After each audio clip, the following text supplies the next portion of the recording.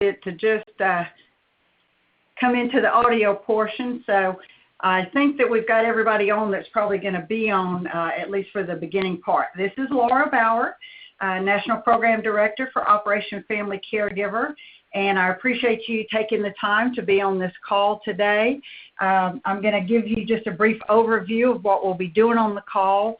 If you have to get off, don't worry, everything is being recorded. You'll be able to come back at a later date. I will be sending out some materials immediately after the call. It'll go out to everybody, all the coaches and supervisors, and it will contain the link of how you can go back in and view this webinar.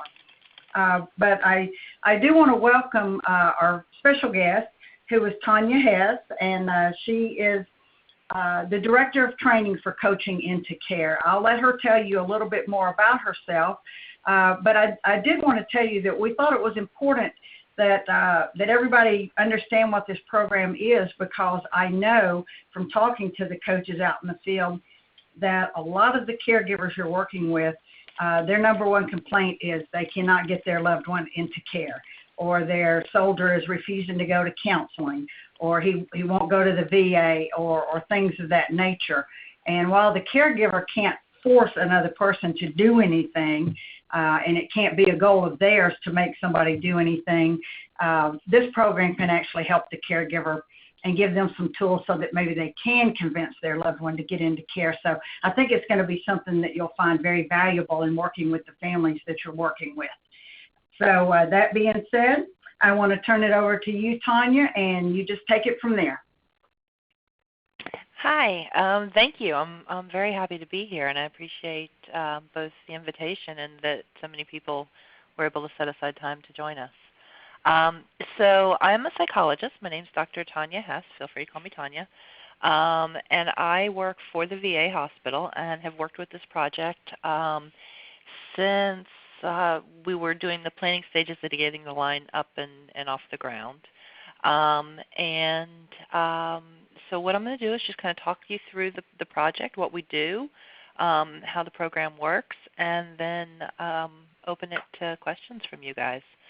Can everybody hear me okay, I guess, before I go too far? And if you just type it down there, I have everyone else muted, so you can't say if you can't hear her, but okay. Yeah, just type. I see Kirby is saying yes. Okay, so I'll take that as a yes. Great. So let's see, I have the slides. So Coaching into Care is for when a veteran you know needs help. So the first slide is going to be probably stuff that you guys already know since you've doing some work in this area. But there are now more than 2 million veterans from the War of Iraq and Afghanistan. And we have that to the additional 7 million veterans from Vietnam.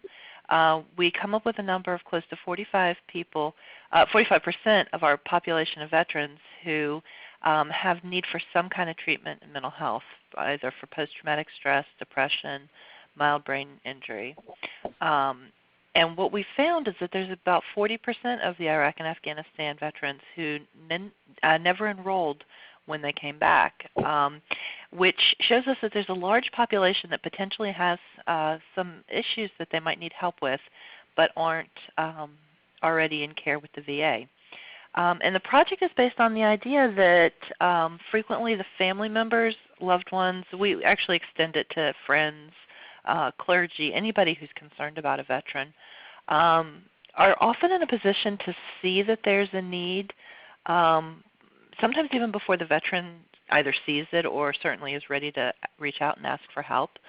And the idea was that if we could make it a little bit easier for these supporting players to get some information about how to help, how the VA works, how to get somebody into care, then that could help kind of pave the way and make it easier for the veteran themselves to get into care.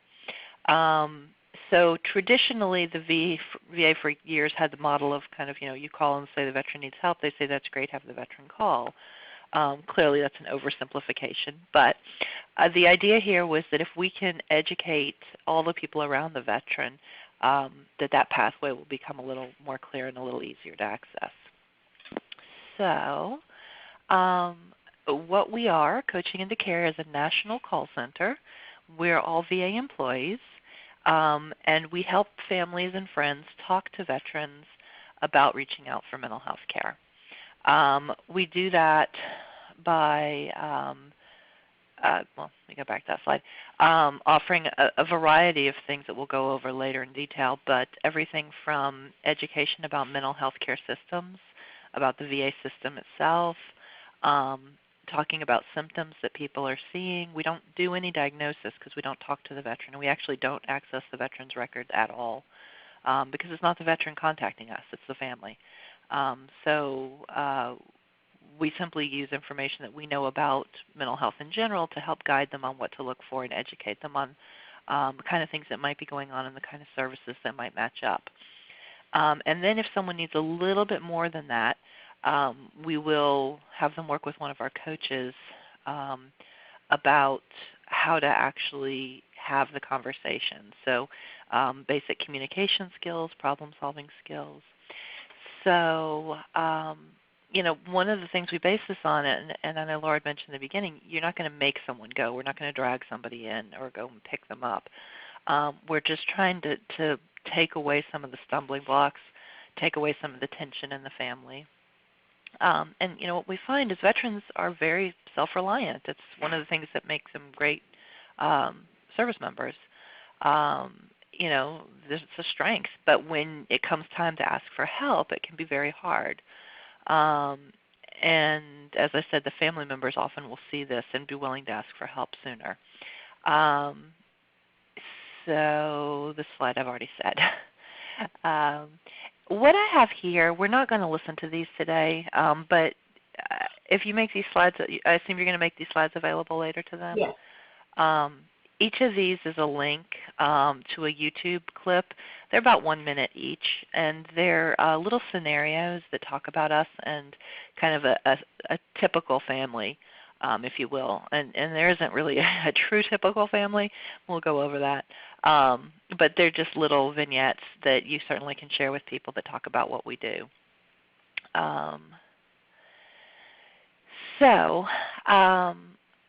Who are we here to help? Family, friends, coworkers, clergy, anybody who's worried about a veteran, where the veteran is not in mental health care or maybe was in mental health care a while ago and dropped out and is hesitant to return. So obviously if we have a veteran calling saying, I want mental health care, we're just going to get them connected.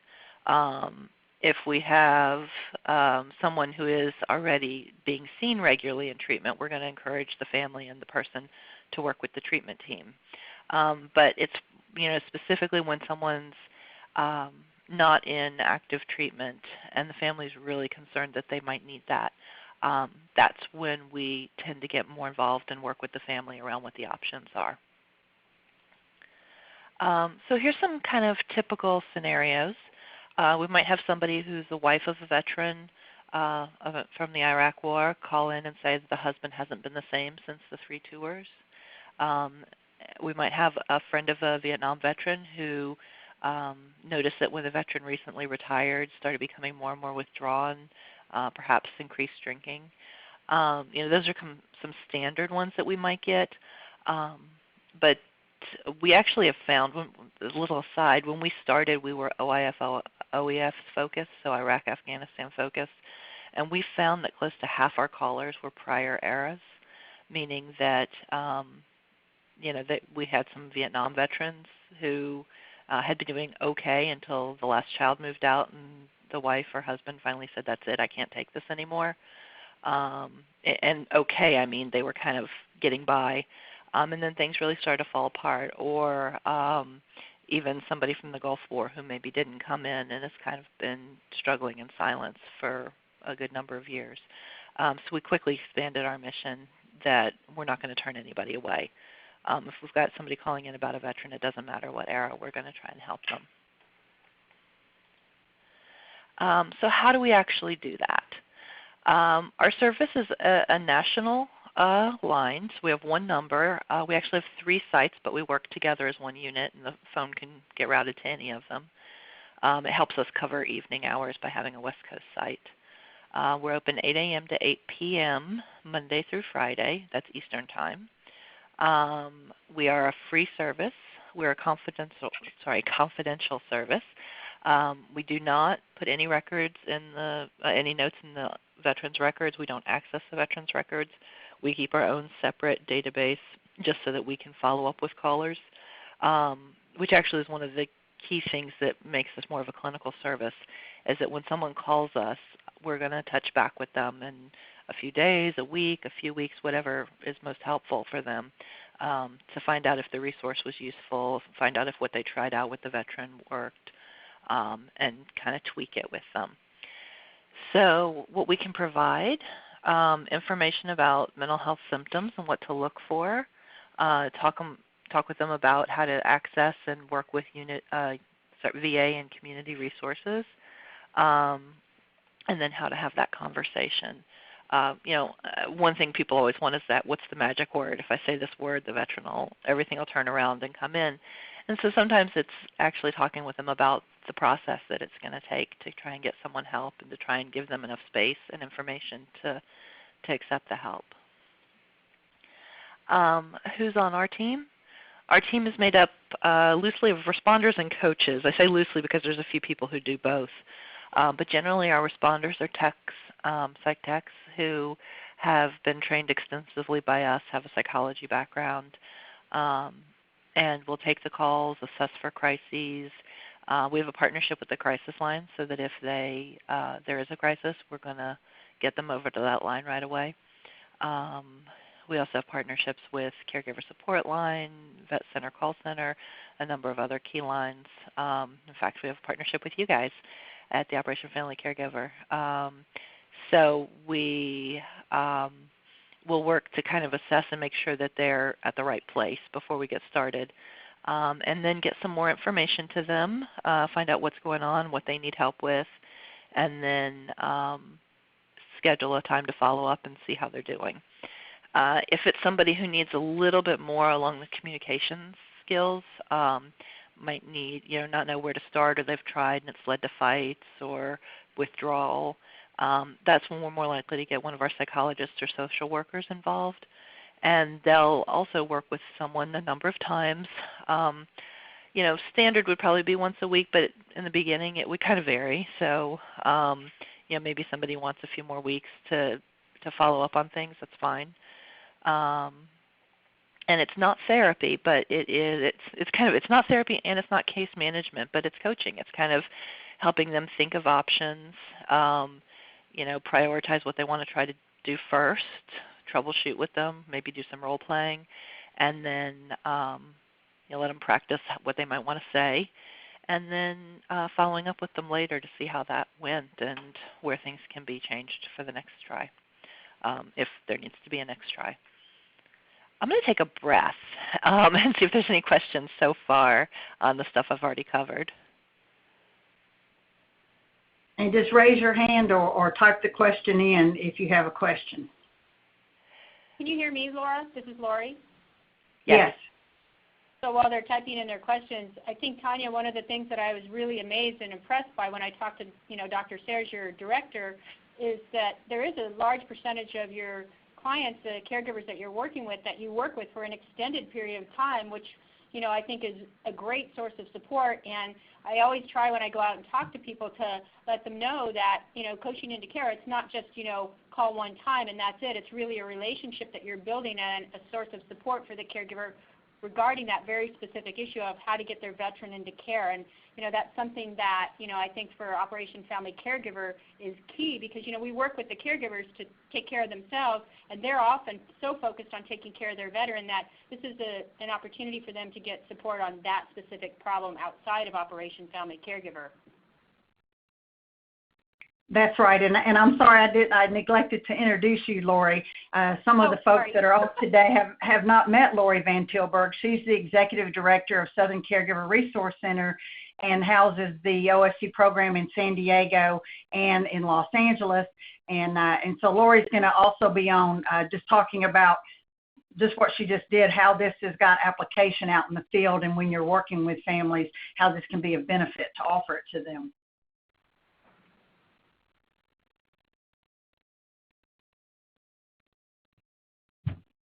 Does anybody else have any questions at this time?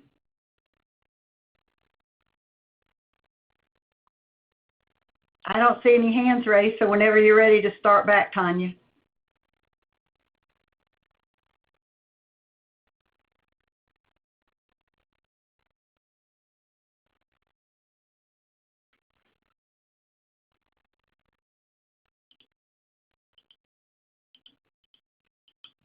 You call Comcast or Verizon or something, and Tanya, are you there now? I am. Was I on mute? Okay.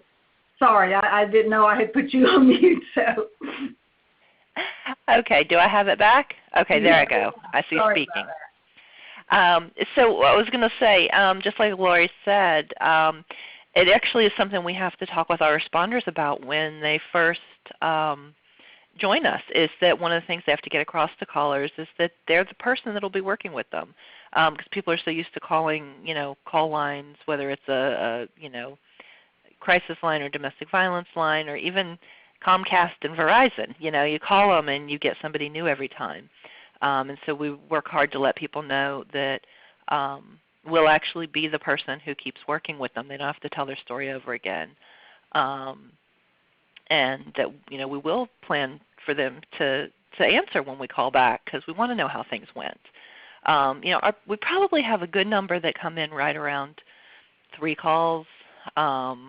And another big number is probably around 6. But we do have some people who will extend, often I won't do every single week because I really don't want them, if they need therapy and weekly support, I really want to get somebody connected to somebody near them who can do that more intensive therapy and will be on the ground with them in case something goes wrong. But at the same time, things didn't get this way overnight, so we understand that one call with us may not be enough for them to get things straightened back out or get someone to reach out for help. So we're going to, I guess for me, my way is I often will meet with somebody weekly for the first, again, it depends on the issue, but first, month or so, and then, talk with them about what would be helpful. Would it be helpful to meet in 2 weeks to give you some more time to try some things? But yeah, we do follow them as long as they need us to help get the person into care. We actually do have some people that will drop off also, and they'll say, hey, nothing's really happening right now, or he or she's going to move out of state for a summer, and then they'll get back with us 6 months later and say, something happened. I think we're ready to go now. Let's start this up again, and we're happy to work with them. So what can people expect? So the first call, a responder is going to ask them questions, who they are, what they'd like help with, what kind of things have been going on. They're going to listen for any kind of crisis that needs to be attended to. They're going to try and provide some resource information, something as basic as, do you know where your local VA is? Are you enrolled? To stuff that's more more psychiatric or psychologically oriented, like information about PTSD or TBI. They may make some basic suggestions about communication and ask the person what they've tried and how it's gone. And then they'll schedule a time to follow up with them. And again, depending on the case, it may be the next day, it may be a week later, but they'll set up a time and they'll follow up and see, how were those resources? Were they helpful? Did you get through when you called somebody? What did you find out? And that may go on actually for a few calls. And it's at the point when someone says, okay, I know where to go and what to do, but when I talk to the veteran, it's just not, we're not getting anywhere.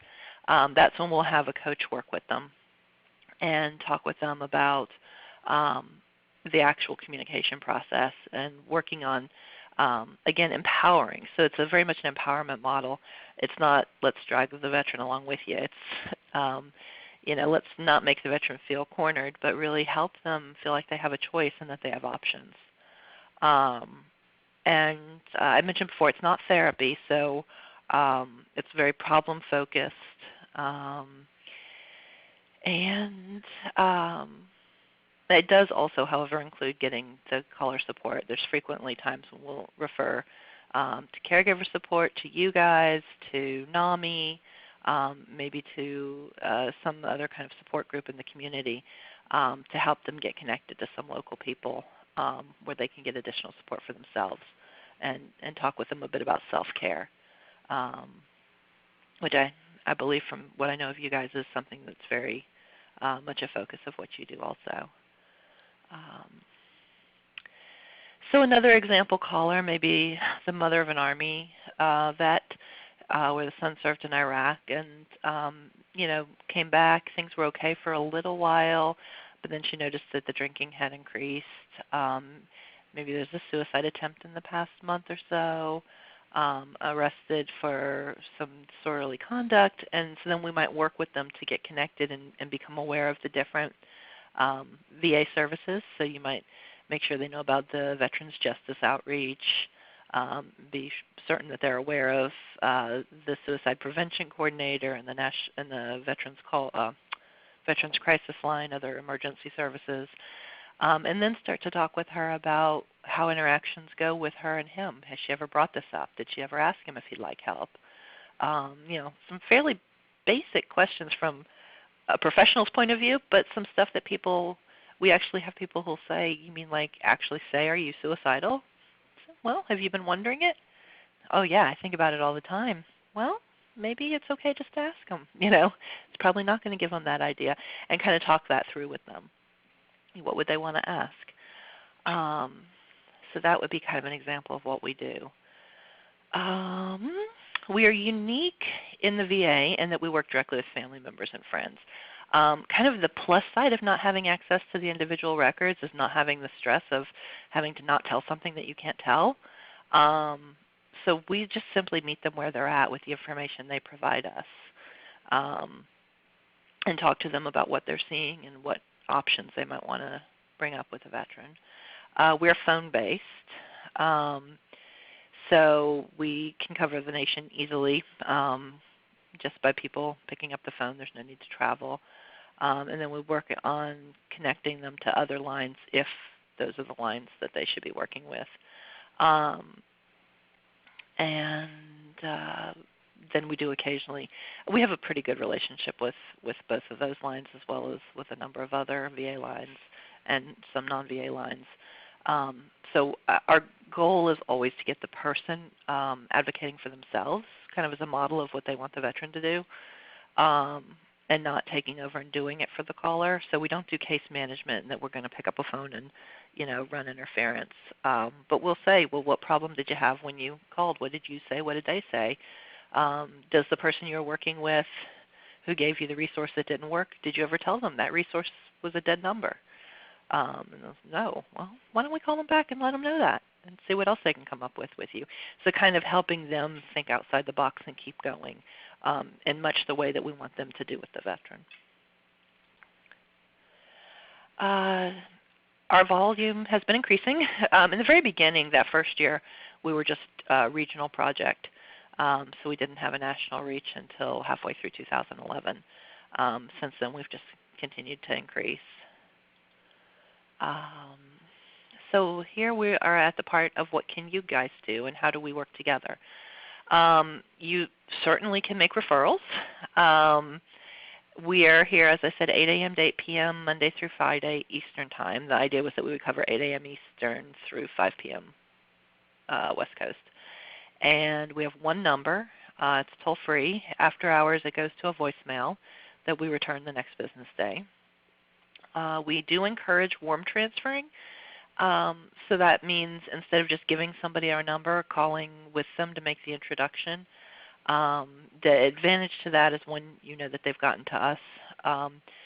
Two, you're able to talk with us a little bit about what it is that you've already recommended and help them talk about what it is that they want. You get to model kind of that introduction for them. Certainly, though, we're happy for you to give out our number. We know there's many times when we offer to make warm transfers and the person has just had enough for that day and they say, no, we'll call them tomorrow and follow up with you. So that's fine too. After hours, you can email us at coachingintocare@va.gov.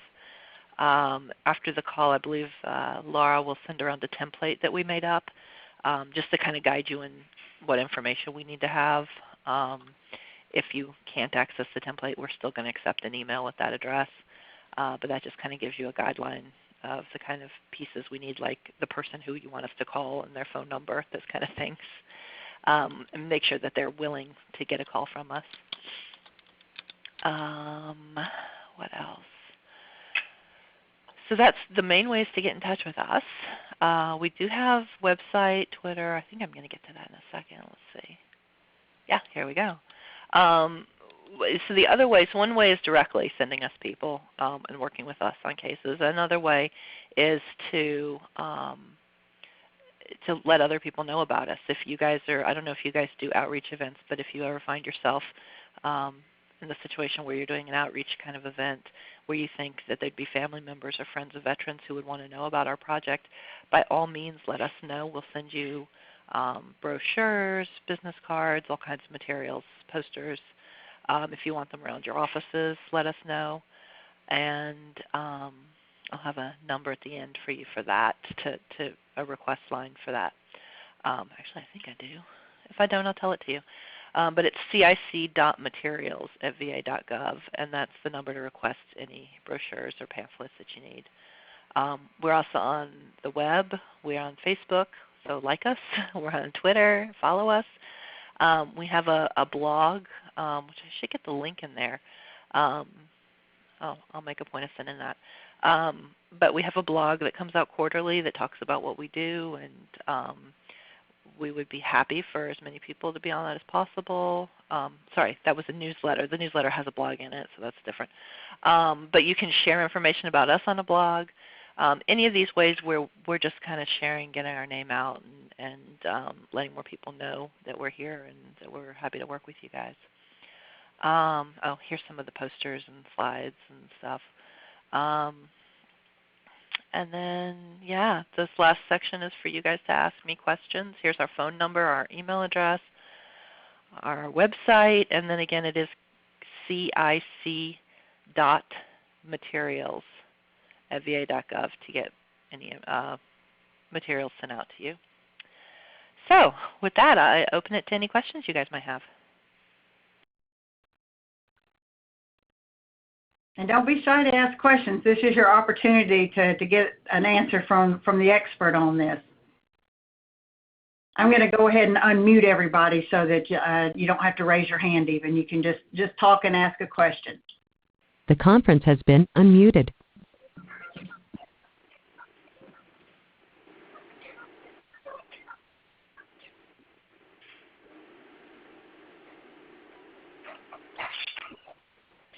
Okay. I have a question. This is Alvin with the Thirst Warrior Project. Can you hear me? Oh, I hear music in the background. I can hear you faintly, but I do hear the music too.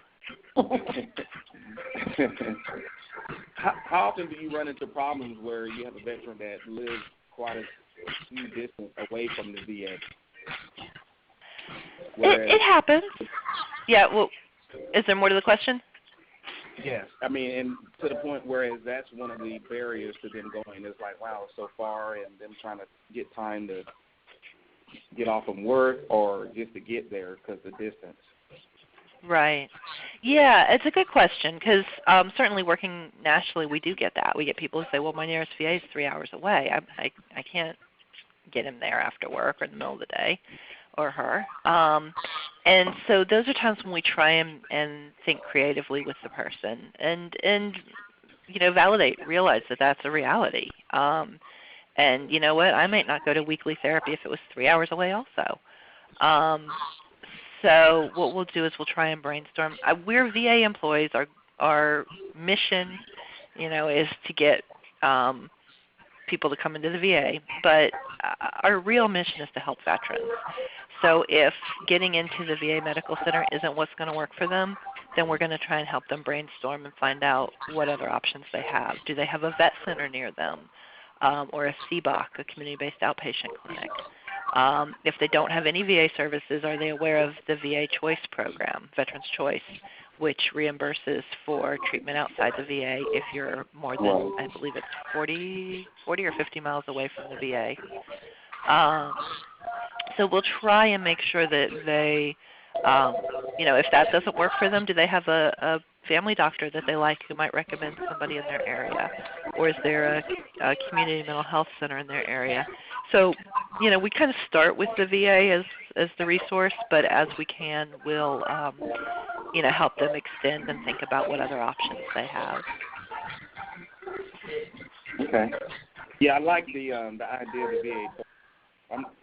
Just to let you know, I'm primarily rural county, so the caregiver coach, gets anywhere, but the VA choice, I find definitely a great option. So thanks for the reminder about that. Oh, certainly. You broke up a little bit, but I heard you say the VA choice would be a good option in those kind of situations. Right. I was just saying that, basically saying thank you for the reminder, because a lot of times, we get so caught up and then we forget about the other options the veteran may have. So the VA choice is definitely a great option. So thanks for the reminder. Oh, certainly. And I did go in and mute everybody again because the background noise was a little distracting. But if anybody else has a question, please use the thing where you raise your hand or either type in the bottom that you have a question and I'll unmute you. Yeah. And while we're looking for more questions, that's one of the things we do here is we actually do supervision in groups here, both peer supervision as well as more formal supervision. Just because I've been very much an advocate of keeping the peer supervision, because people who do this all day, start to have the favorites that they recommend. But when we can kind of present in front of each other, it's like, oh, what about such and such? That might help in this case. And so really sharing those kind of resources, because there's so many out there, and they change. And so introducing new ones to each other. We have guest speakers come to our team meetings just so that we learn about new things. I think Laura and Lori, you both have talked to our team at different times. Yeah. That's right. And I wanted to, Lori, I wanted you to weigh in again and talk a little bit more about the benefits to us doing cross referrals into each other's programs. Okay, so is this time for me to go into my part of the program? Yes. Okay, so thanks again, Tanya, for talking about coaching into care, because I think it's a perfect example of a partnership that was formed through a contact with Dr. Sayers, your director. And when I get more into my talk, I can go more specifically about how that actually happened, because that's sort of a model that I think we can all use in developing partnerships, across the OFC sites across the country. And again, Laura asked me to talk about my experience in developing partnerships and cross-promotion through outreach, really to get, caregivers for our OFC program and to help promote the services that are available across the board in the community of the other organizations. And so, not knowing your organization, some of you may be doing this already, so that's great. And if not, then food for thought, and especially for those that, maybe the newer sites, maybe you can look at some of these strategies that I have. And, outreach I think sounds simple, and it's, you just go out and you talk to people, but I really have a strategy behind everything that I have done in terms of outreach to try to get, clients for Operation Family Caregiver and to promote the other programs in the community. And so I think before I go into more details about that, I want you all to think about, as I go through, my talk, about the organization that your OFC site resides in, because I think that makes a real difference as to what may be possible in terms of outreach and partnerships. And, the key to success of OFC across the country, really does rely heavily on the organizational support that is given to your project. And here, I'm the executive director, and I'm very passionate about OFC, and I'm very committed organizationally to the success of the program. And with that comes a great amount of support from the other programs and staff that I have at my larger nonprofit. And so it's really looking at the organization that you're residing in and what support do you have. And, many of you may already have great relationships with management in your organization, but it's kind of a strange way to look at it. But I want you to look at, what type of partnership do you have with your host agency? And, are you able to get the support that you need to do outreach, to do education events, to help them with these partnerships that you're wanting to form so that you can get clients into the Operation Family Caregiver program? And so it's looking at, partnerships within your organization and that's sort of internal partnerships so that you're getting maybe referrals if you're hosted in an agency that has, connections to veterans and family caregivers. And it's also then external partnerships. And so, when I conclude, I'll kind of circle back to how you work organizationally within your own host agency.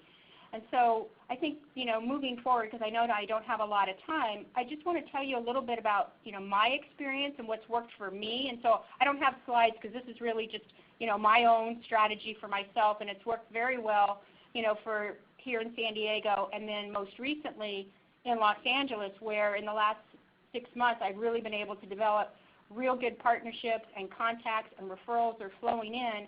And I didn't have any relationships in LA prior to 6 months ago. And so, I think that, what I've been doing I've seen to be pretty effective. So first, the way I start out is I really keep in mind two very simple goals that drive all of my activities.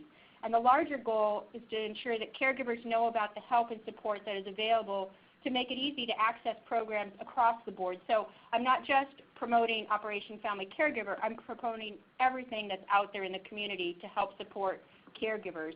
And then the second goal is really crucial, is to get referrals to Operation Family Caregiver, because OFC is a fantastic program, but without clients, we'll never succeed, and, we won't be a viable program, and funders won't want to sustain the funding stream. And so it's really crucial that outreach is a key component to get those clients in. And so everything I do, like I said, is I have a strategy, and it's to reach those goals, and that drives the agenda of how I would do my outreach.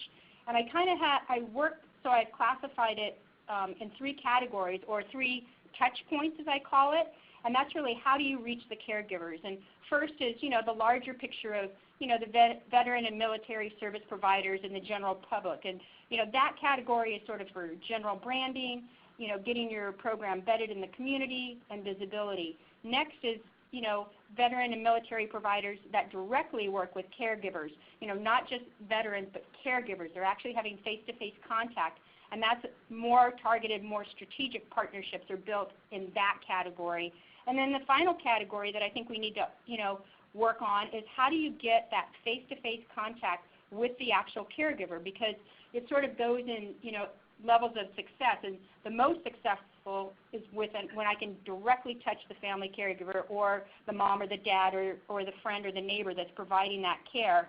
And so how do you go about, doing that? And so one of the things that I did here, and that's something that, maybe some of the sites can do if organizationally, that's supported, is to set up an advisory committee that meets quarterly of all the military and veteran providers in your region.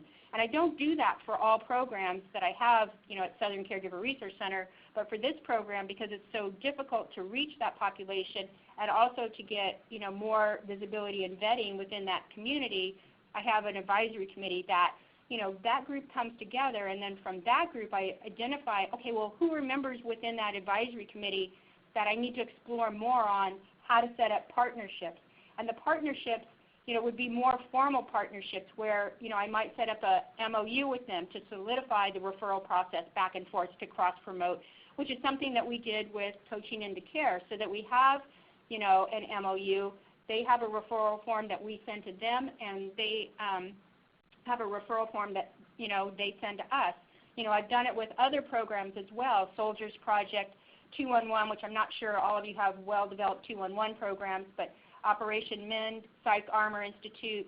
And, when I'm putting together, these partnerships, one of the things that I do that's key, because I view RCI as the primary partner, and how to support RCI and the whole OFC network is I'm not just looking at setting up partnerships for San Diego or LA. I'm looking at how can I set up partnerships for all of the OFC sites that are going to be of benefit. And so when I set up these partnerships, I always link Laura into that, and that's how, it worked with, Coaching into Care. And, very quickly how that worked is I didn't know a lot about Coaching into Care, and I got the name, you have to talk Coaching into Care, and I called, Dr. Sayers, and I thought I was calling some number, and, he was in San Diego. Well, it turns out, it was back on the East Coast, but we had a great conversation.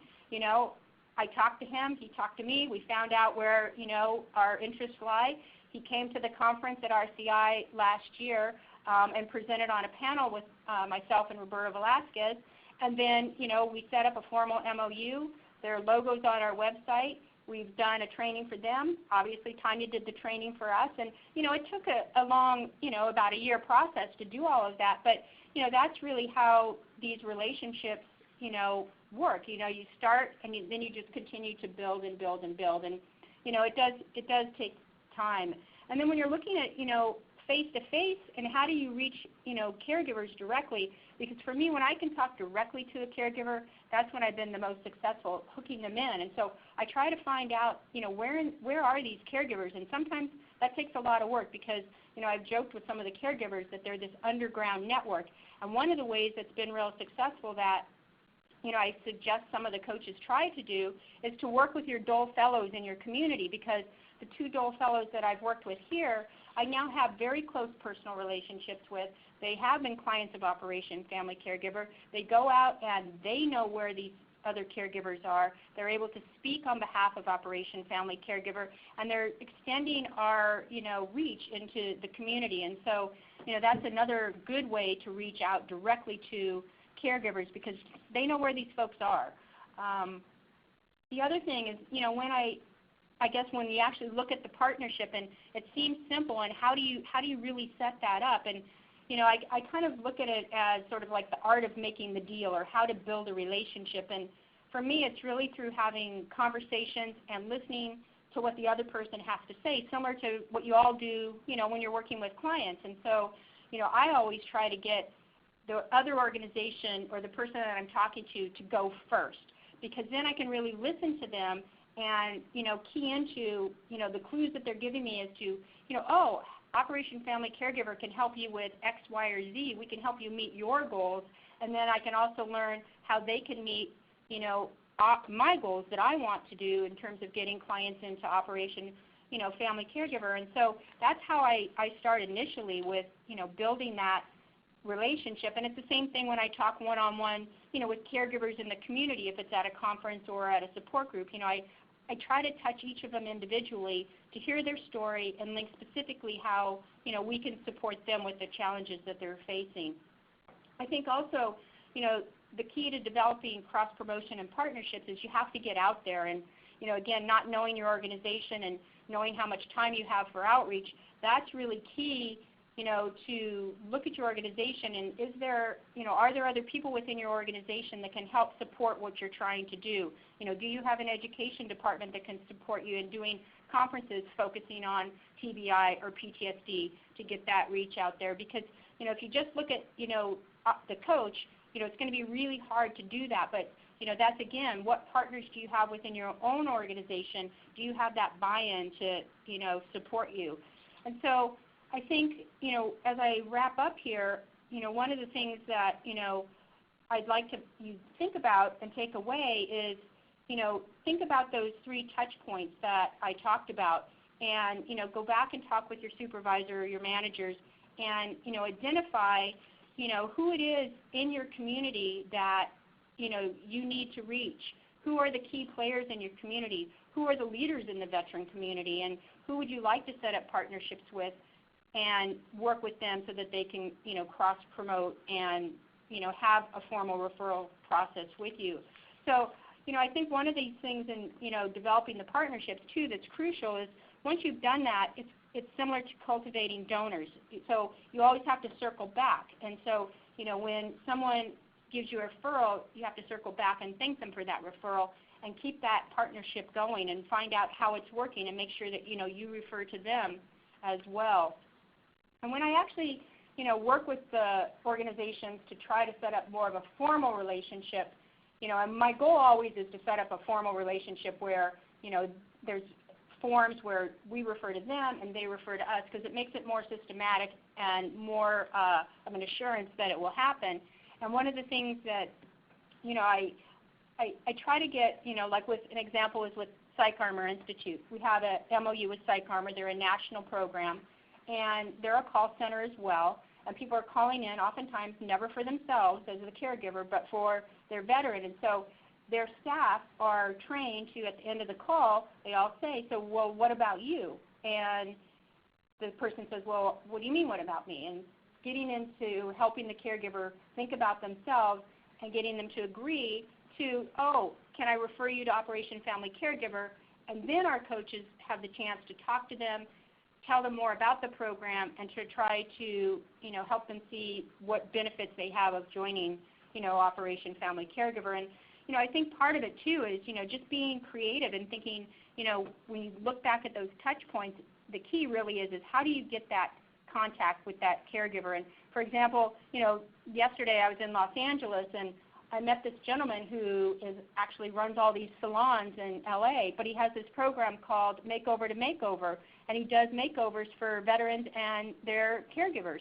So I thought, well, that's perfect. They're right there as sort of this captive audience that, I can connect with, I can go talk to about Operation Family Caregiver, and I'm sure we'll get clients from it. So it's really, exploring, those options. And so I guess, at this point, that was like a really, quick, run through of how I do the partnerships. And so I guess at this point I'll just open it up to questions.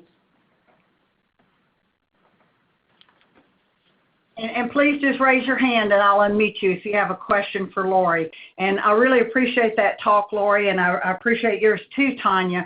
So we'll take questions for either one, but I think the overarching thing that you need to really take away from this is that, this is not a one-way street. We know that Operation Family Caregiver is a great program and it's helping military caregivers around the country, but it's not the only thing these families are going to need throughout their caregiving journey. And so partnering at a national level with the other things that we know are good, that are vetted, such as coaching into care, the coaches need to know what's out there that the families they're working with can also tap into. And then, we're getting the benefit in return by we're picking up referrals into Operation Family Caregiver from these other national organizations. So I really appreciate everything that you were just saying, Lori, and I know that our other sites are interested in how you've been able to do that so successfully. So anybody have any questions? Now's your chance.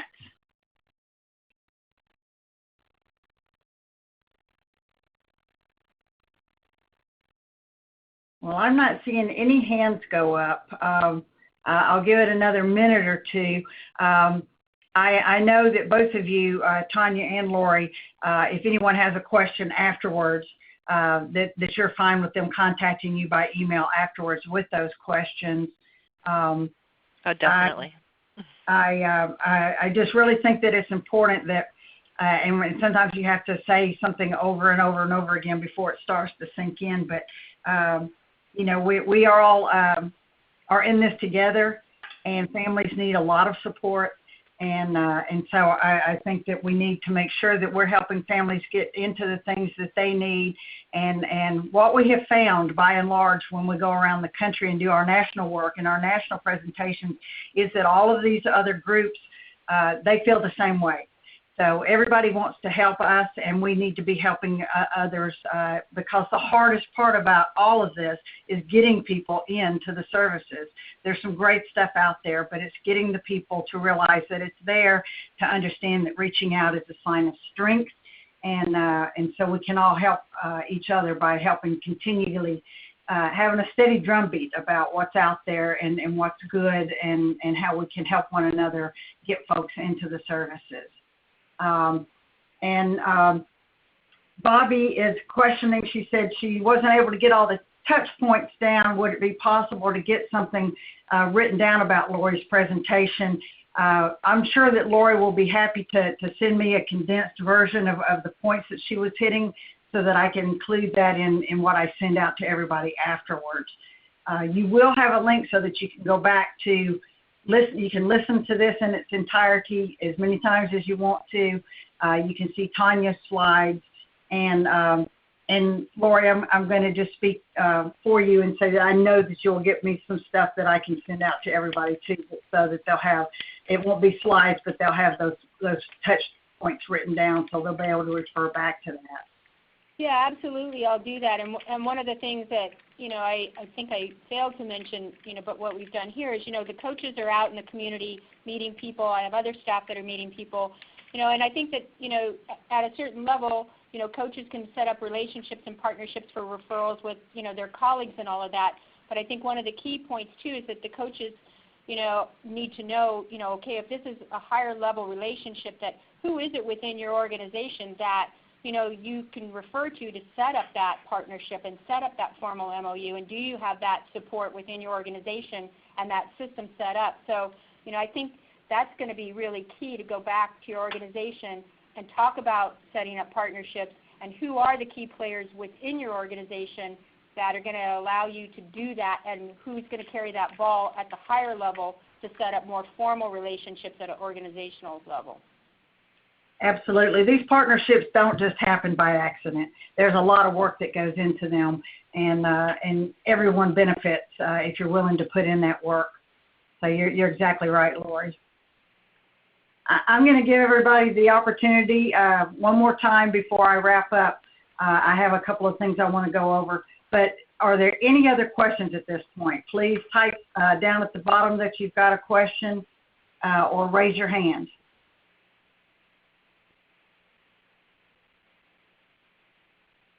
Okay, I'm not seeing anything. Tanya did give you that address if you want to order the brochures, posters, business cards, etc. about coaching into care, so that you've got things that you can actually hand your families that you're working with, hand out to the caregivers. So you've got that.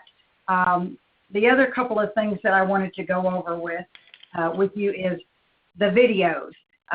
Some of you have uploaded videos that you've taken with your cell phones of some of the people that have gone through the program.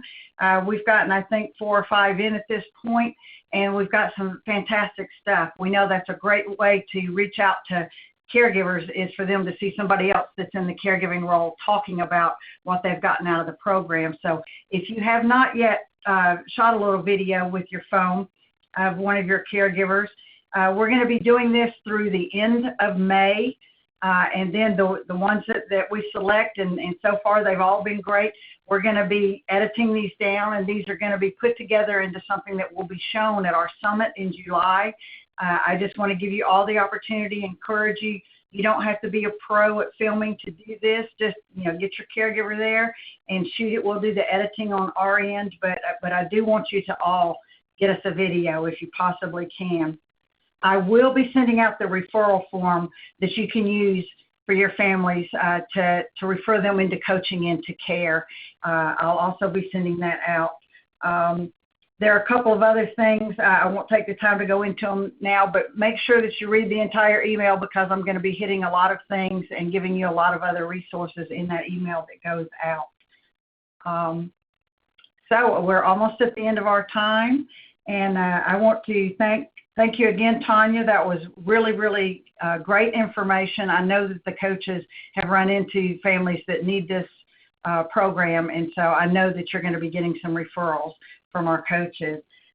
Lori, as always, it's a pleasure to have you on, and I know that we had some supervisors on the line, so if, coaches and supervisors, if you want to reach out to Lori personally after the call about any of the ideas and strategies that she came up with, I know that she's happy to share that with you. Our goal is to make sure we get everybody into the program that needs it. And I appreciate all of your time and energy towards that goal. So I think that's it for today. Thank you again, and I appreciate you being on the line with us. Thank you so much for having me.